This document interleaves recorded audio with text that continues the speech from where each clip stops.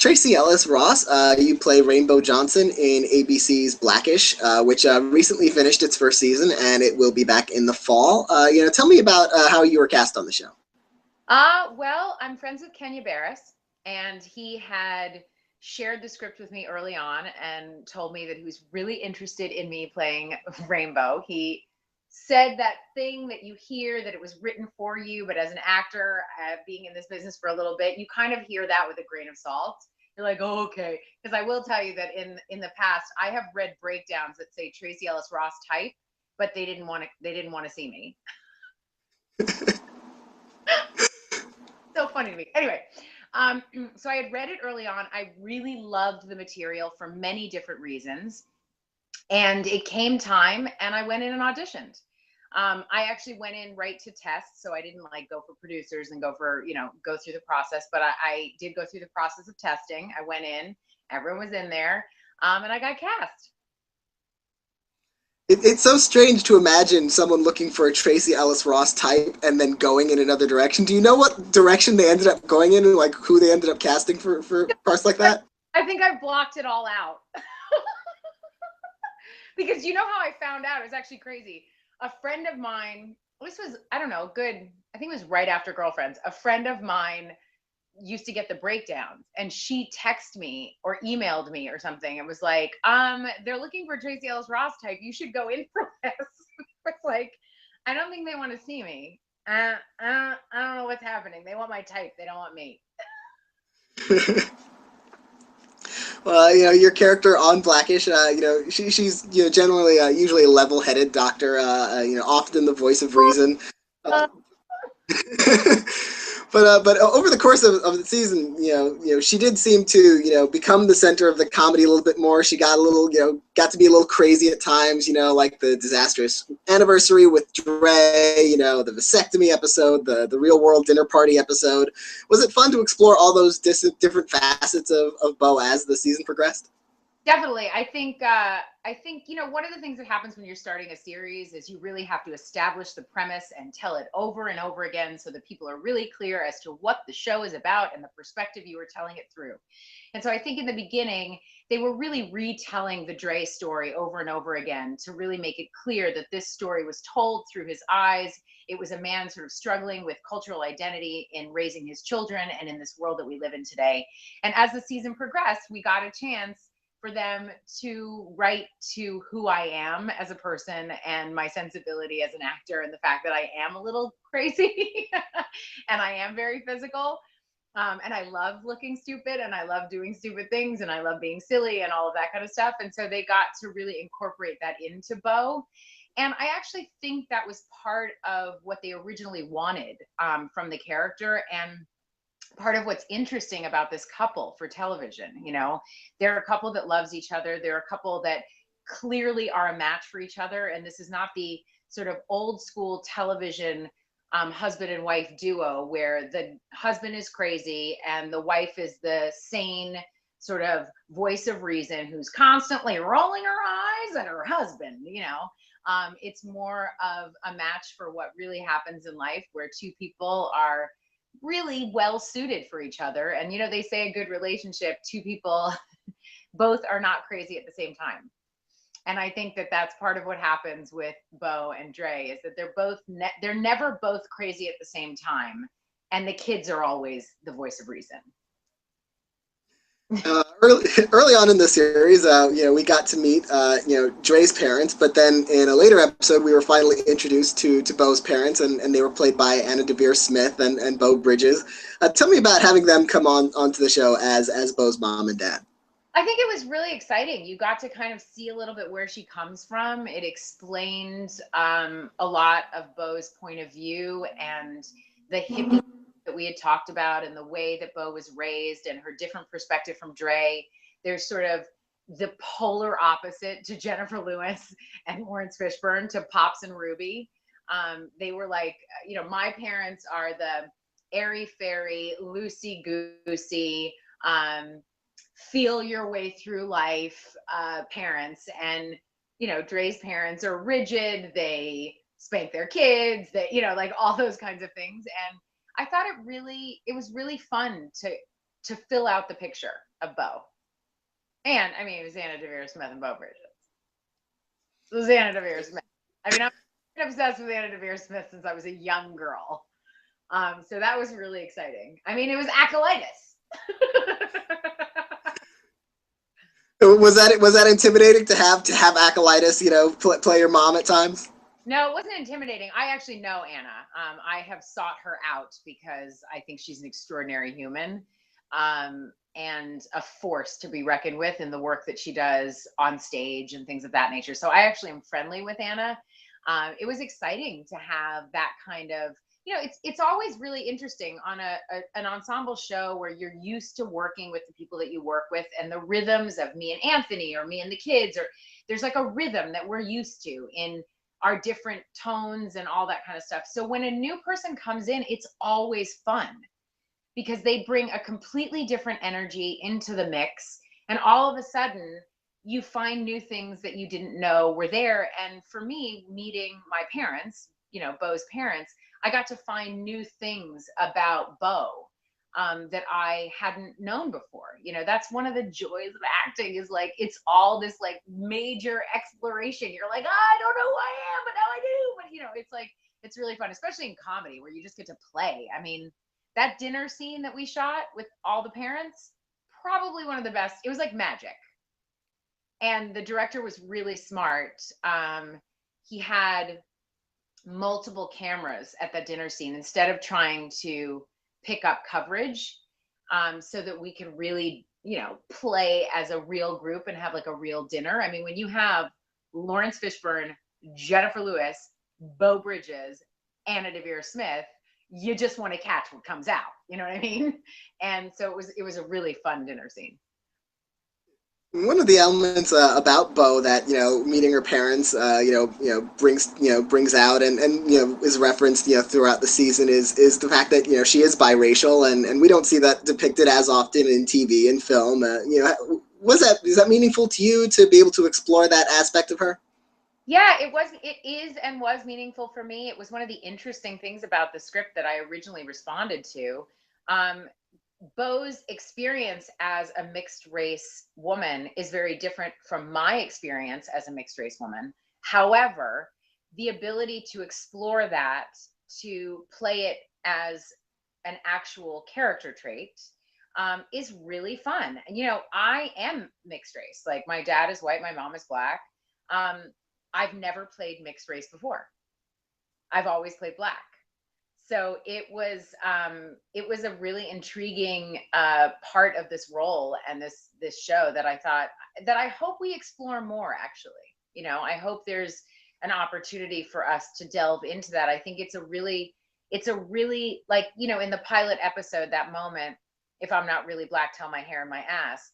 There's a whole bunch of story in that I hope we get to explore. And I know that, in the first season, we really, as I said, you're sort of re-articulating the point of view over and over again. But it's an interesting story, especially in juxtaposition with Dre's point of view. It's kind of interesting. We've seen a lot of Dre's workplace on the show, as you mentioned. We're seeing a lot of this from his point of view, but so far we haven't seen as much of Bo's workplace. At the hospital, we see a lot of her, coming home and in scrubs, but not of her actually as much in the workplace. Is that something you'd like to see also explored more in future seasons?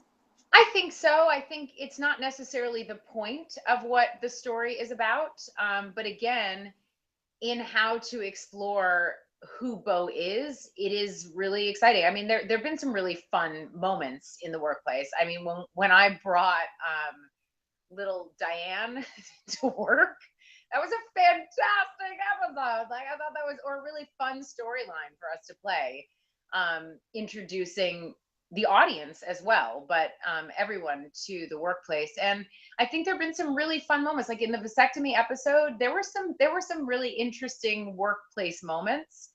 I think we've established, my coworker. I don't know why I can't think of her name right now. That's so bizarre. It's probably because I haven't seen her in a while.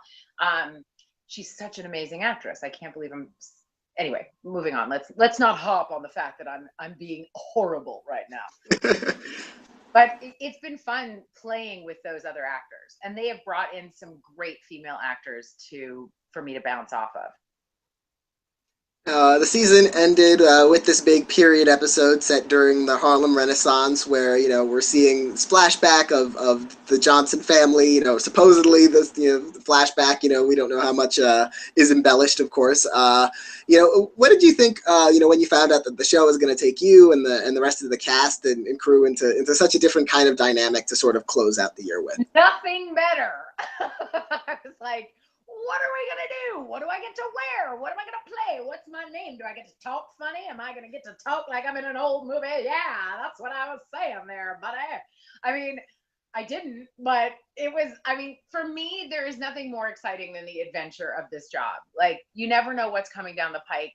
I think the only scary thing that comes down the pike is, and I imagine this is for actors and actresses, because I've spoken to Scott Foley about it as well, is when you get a script and you think, wait, how long do I have before my shirt's going to be off? Or how long do I have before I'm in lingerie or whatever? Other than that, anything that comes down, it's exciting. I find it so exciting. Where else in your life do you get to all of a sudden play that you're in the 20s? You know what I mean? Like, it was fantastic. And we got to work with P. Diddy and Mary J. Blige. But more than that, it was really fun watching all of the kids sort of transform themselves. It was great.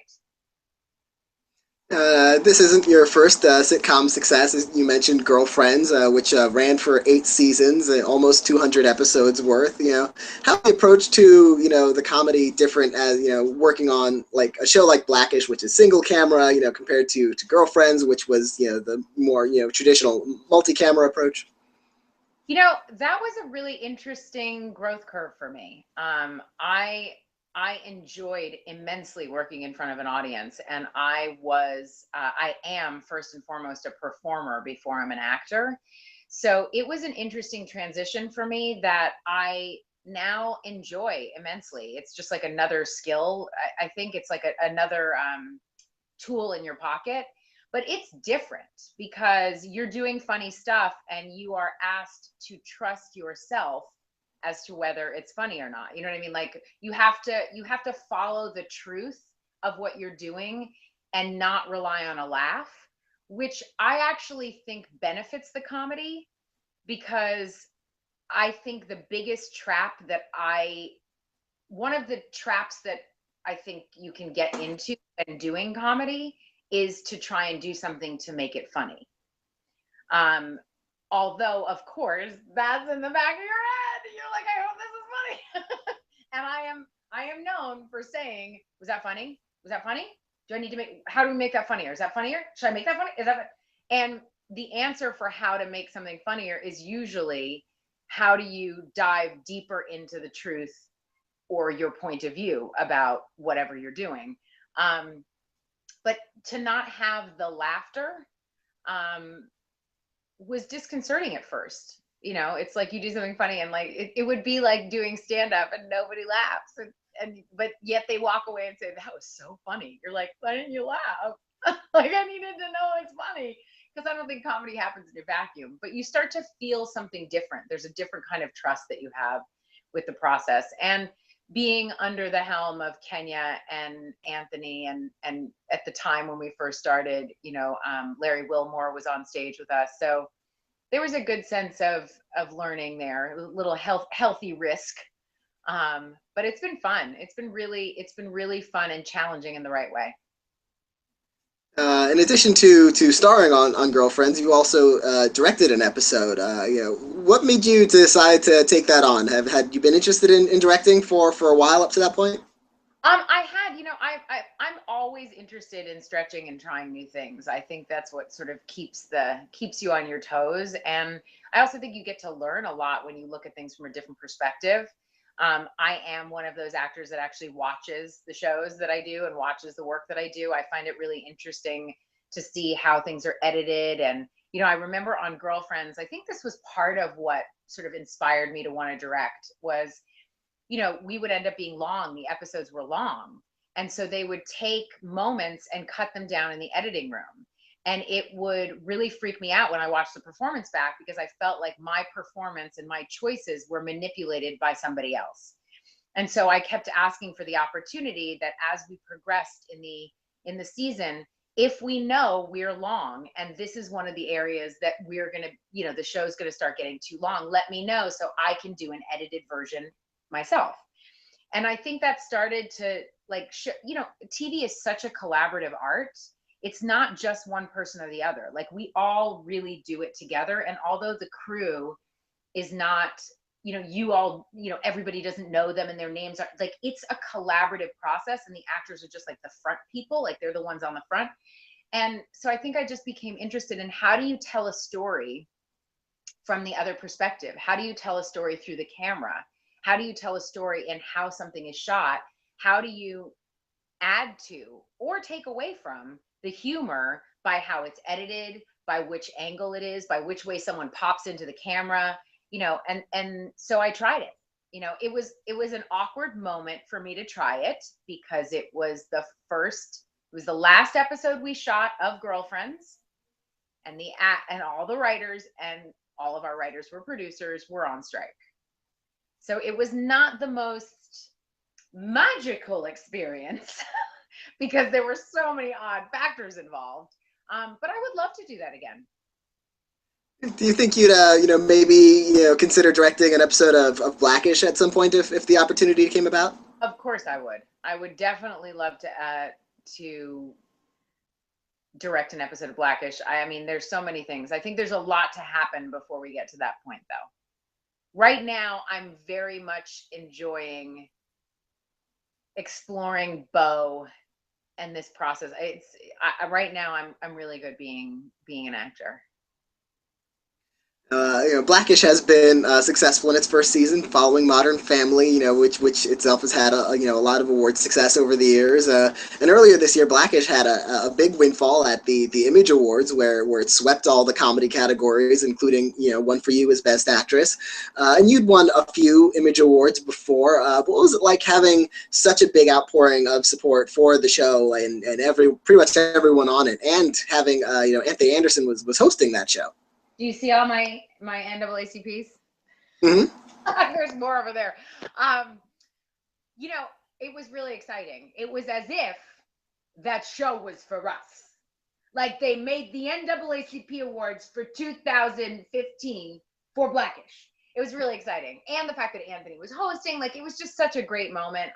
And that Anthony won and I won. And, you never know how people are going to respond to your work or a show. You can't really base what you do on what people are going to think, or you're stuck for the rest of your life in a life that is lived for other people. However, there is nothing more charming and wonderful and delightful than people responding to what you're doing. And to have a moment, to have moments where you can stand on a stage and publicly thank those that are involved that make what you do possible is really exciting. That's like a really special thing to me, to be able to publicly say, I don't do this by myself, and to utilize a platform like that to actually say something of meaning about whatever message might be moving through me at the moment. And that is what happened at the NAACP Awards. I had some things to say.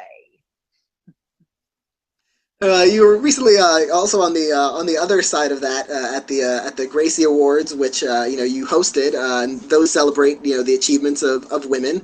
How did the opportunity to host that event come about, and what was that event like? I do some hosting just like Anthony does. I think that's one of the reasons he and I work so well together. So they reached out, and I'm always happy to celebrate the accomplishments of women. I was happy to be involved there. It actually was a very moving show. They jam pack a lot into that show. Like, it's unbelievable how many people are being honored, but there's such an expansive amount of work and things that women are doing across all disciplines that it was a really wonderful evening to be able to find out about some of those people, learn about the work that they're doing, allow those people to have a moment so that they could thank the people that make it possible for them to do what they do. So it was a really special night. The Emmys are coming up soon, and fingers crossed for Blackish. And after that, the Emmys have to submit sample episodes to judges when they're nominated. Do you have a highlight episode for yourself of Blackish? From this first season that you thought was your strongest work? That was a special highlight for you. There's been a couple that I really liked. I'm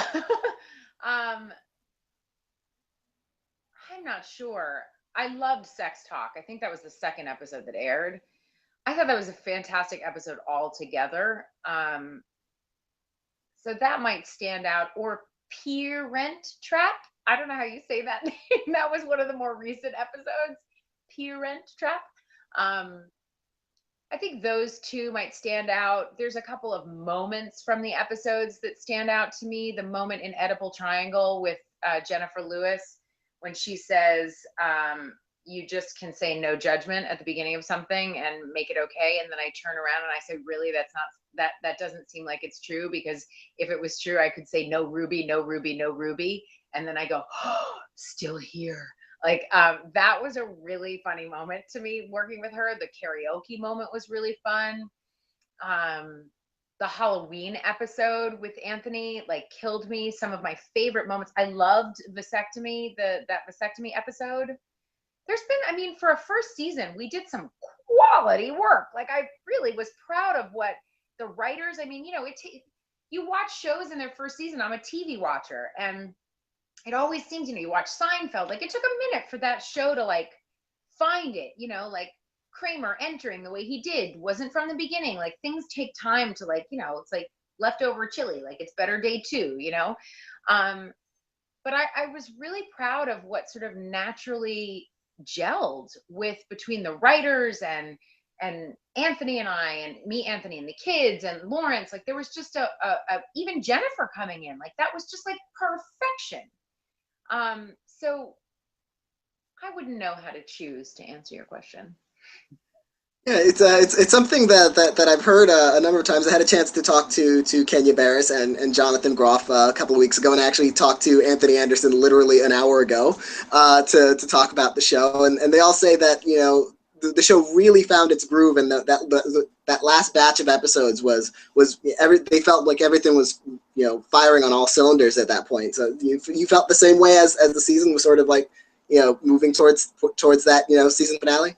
Definitely. I do think that those last 3 episodes before the season finale were stellar. And I think the season finale was amazing. As a finale, I don't think it was a representation of what all of our episodes. It was woo! You know what I mean? Obviously we're not 1920s garb for most episodes. It's not a period show. It's not a period piece show. But yeah, I think we hit a really nice stride. I think, and I really am excited for season 2. It's fun when you have a job that's fun. It's hard work. We work long hours, especially because of the kids, so that they can be protected and me and Anthony can be beat up. We work long hours. But when you're doing something that you love, and it's fun material, it's so fun. It's good. Well, I want to congratulate you again on the success of the show. On the Image Awards and on the second season coming up. In the fall. And best of luck at the Emmys coming up in the nominations in a few weeks, and the awards hopefully then in a few months. Exactly. Thank you so much. Fingers crossed for Blackish. Thank you.